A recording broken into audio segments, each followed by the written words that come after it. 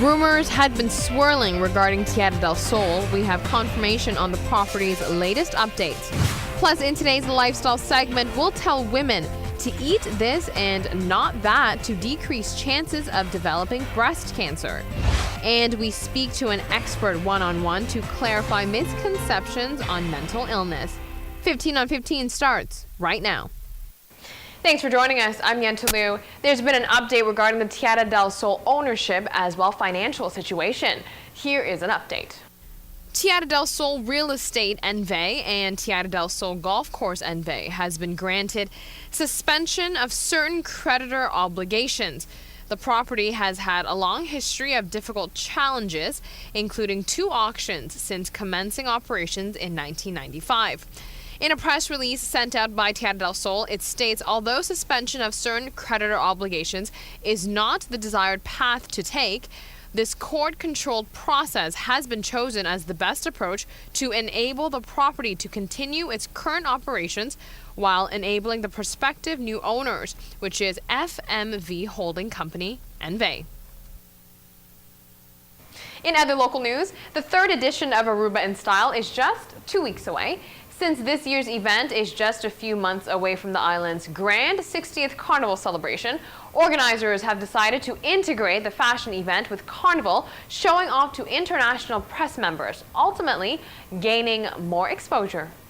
Ava Waver from Aruba in Style says international events like AIS brings over international media. There is no better time to show off how Aruba does Carnival.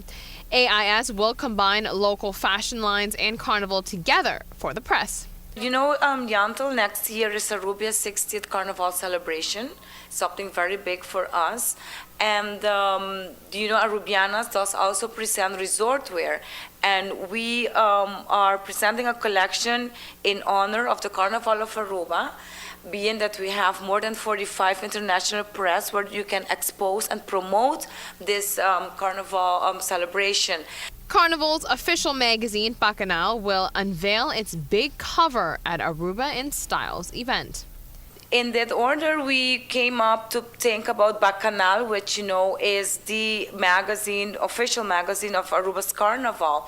And we invited them to do their cover launching for the 60th Diamond Carnival celebration. They have accepted.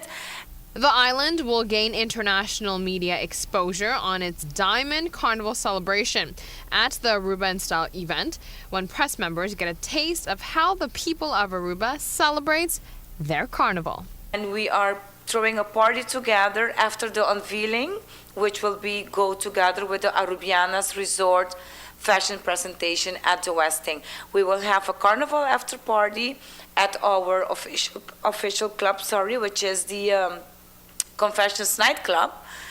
There we will have the official carnival after party with costumes and all that goes together with the carnival celebration for the international press that is already here in November to see how big and how fabulous Aruba celebrates the carnival.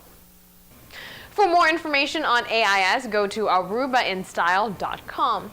Moving forward, drivers who go through the Tanquilaindert area of the island, make sure you have all proper documents in place. Here's why.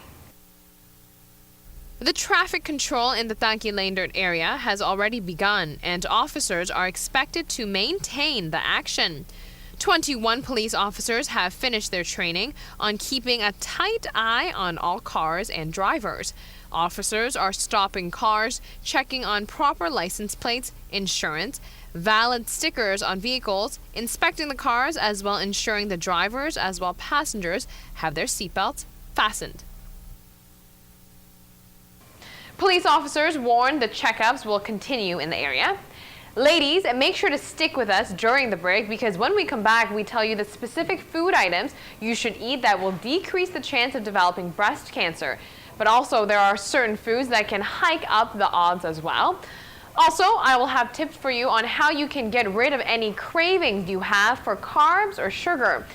And when it comes to babies, parents are urged to not to swaddle them too hard. All that is coming up, so stay with us.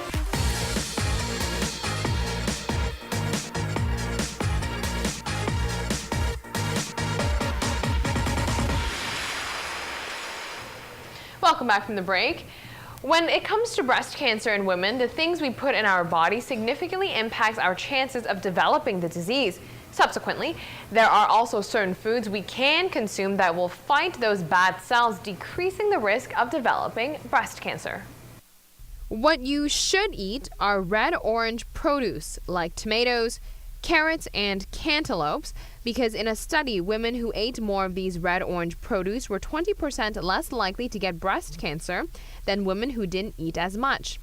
On the flip side, something you shouldn't do is eat more than 18 ounces of red meat a week.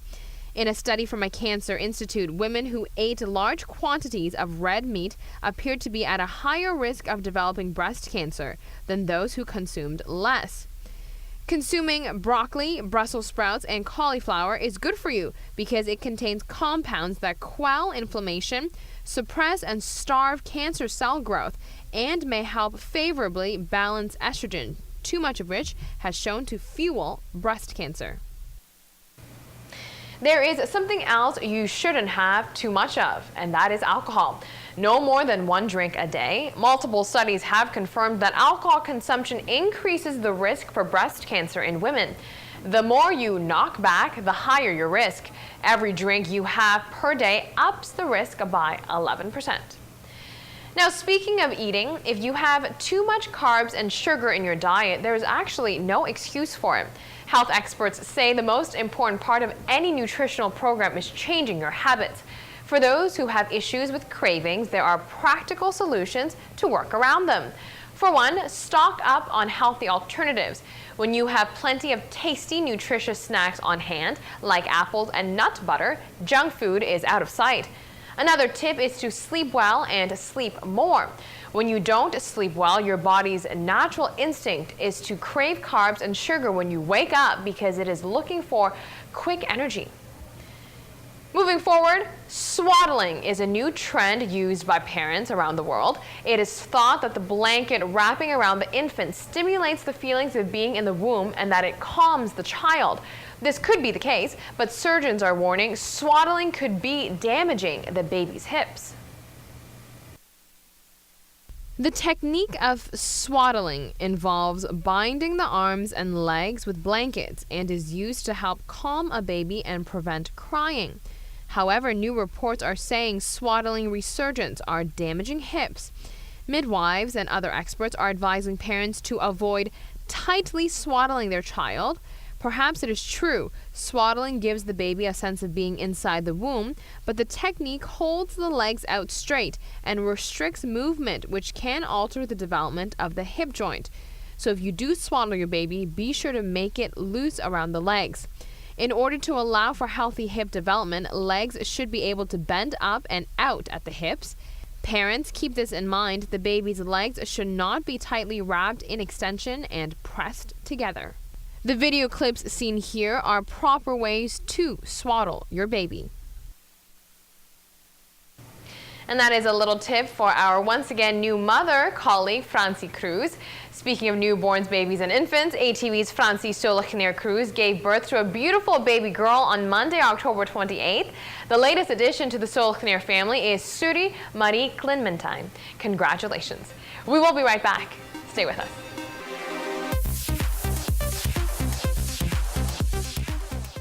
When it comes to mental illness, there are misconceptions.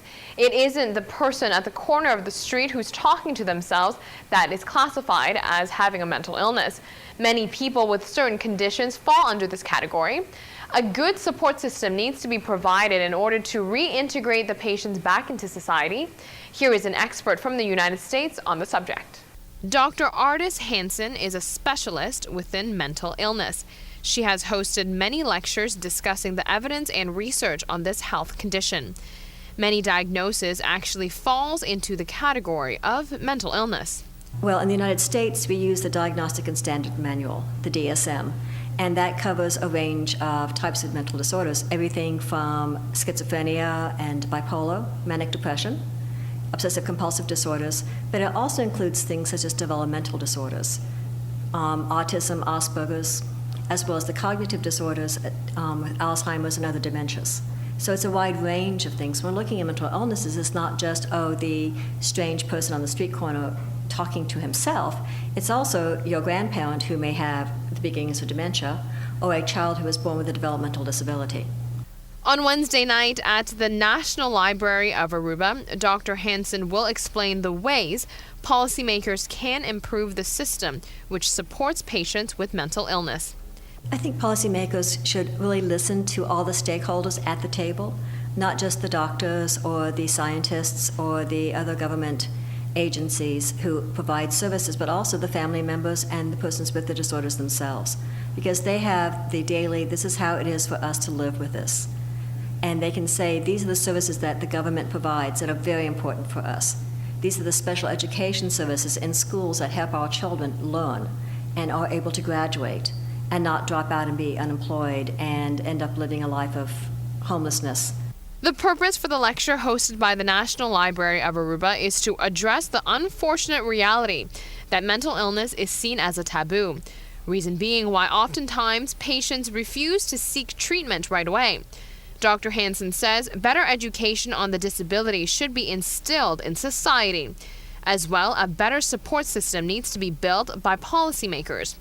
Once patients with mental illness are treated accordingly, it will be cheaper for the government and the community in the long run.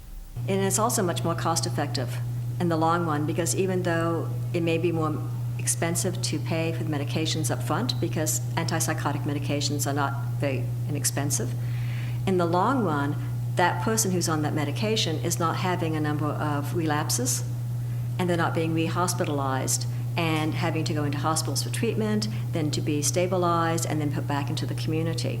And they don't lose that continuity of life, and also they have a better continuity of care for the illness, so they can live a normal life.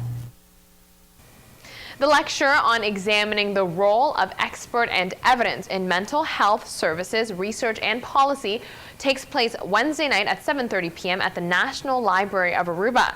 It is free of charge. That is our show for today. Thank you for joining us. We'll be back here tomorrow night with a brand new edition of the show starting at 7:15 p.m. on Channel 15 ATV. So we will see you then.